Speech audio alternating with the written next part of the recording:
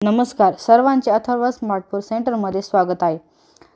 मुख्यमंत्री लाडकी बहीण ई-KYC करण्यासाठी सर्वप्रथम तुम्हाला तुमच्या मोबाईलमध्ये मुख्यमंत्री लाडकी बहीण ई-KYC या वेबसाईटवरती यायचं आहे.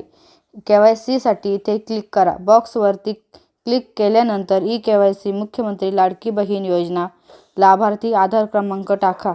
खालील कॅप्चर टाका. मी सहमत आहे यावर क्लिक करा. त्यानंतर आधार कार्डला लिंक असलेल्या नंबरवरती OTP येईल. OTP टाका.